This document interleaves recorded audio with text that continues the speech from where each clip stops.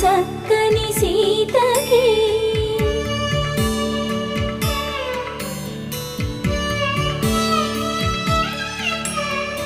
ఎర్ర జాబిలి చేయి